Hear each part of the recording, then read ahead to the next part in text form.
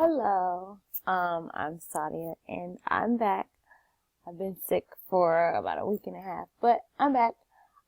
So most of the chapters and the readings that we've done, I've pretty much been able to really understand as far as like the text and um everything like that's going on in the text and what it all means as far as education and all the history and the philosophers and the court cases. I've understand all of that. It's just really some points that aren't in the text that I kind of need like clarification about when it comes to my two muddiest points. So here we go. The first one was from chapter 8 when we talked about public school funding. It was chapter 8, financing public education, and we discussed about how public schools are funded, as far as like taxes and different things like that. And so one of the things was lotteries. And I'm very familiar with the lottery. I'm from Florida, so the lottery is a big thing there. So I understand that. But more specifically, what was a muddy point for me in chapter 8 was the lottery as it pertains to the state of Alabama. I kind of just need clarification. Like, I don't know who can answer it, but why specifically doesn't the state of Alabama have a lottery? I've heard that it's because, the nation was founded off of, like moral value, religious values, all these things like that. And so and Alabama is a conservative state, so they're just trying to keep with the no gambling and lotteries considered gambling. I've heard that, but then I've also thought about it. Is it that the true reason why, or is it more of a control factor? Because taking away the lottery from the state of Alabama, the lottery in Florida goes directly to education and solely education. So, and it produces millions, if not billions of dollars a year. So taking away that from the state of Alabama, that means that public school systems are relying more on the state to fund them for what they need. So, that's kind of where, it was kind of gray for me.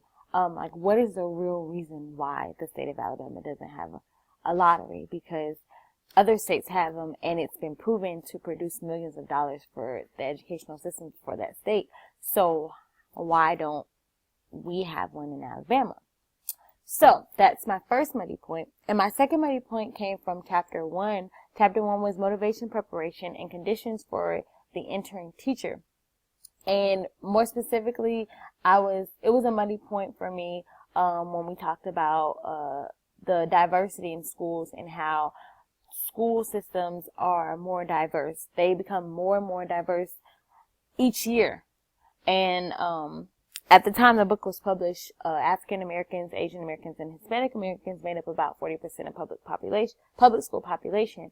But when it came to like the teacher diversity, it was 15% less than that. And then it said that only about 10% of teacher education majors are either Hispanic or African American. And so I thought about that, and I just couldn't understand like why. Like, why is that? It's not like specifically spelled out in the text. And so like that's like my muddy point. Like, why is it that? Like, is it because like we think it's a lack of exposure? Like, teacher education programs, are they a lack of exposure? Like, I don't know. And then, or is it like a lack of interest? Are people just not wanting to be teachers? Like, I don't know. And then also, another thing I thought about, okay, is it like, could it possibly be like the low return as far as being a teacher? Yeah, we get the return of brightening students' futures and making them, achieve their goals and use their imaginations. But I'm talking about like the monetary return, like the benefits and the pay. Teachers don't get paid enough. We all know that. So is that what the factor that is deterring people from becoming teachers? Because if we know that teachers are needed. And then why, I don't know. I just don't get why people wouldn't want to be a teacher. Like, if you had a teacher that was really good and that really inspired you and made an impact on your life, why wouldn't you want to be that person in someone else's life? So that was my muddy point, from chapter 1. I just couldn't understand why there was such a large disparity between the student diversity population and the teacher diversity population. So hopefully someone out there can kind of clear things up for me.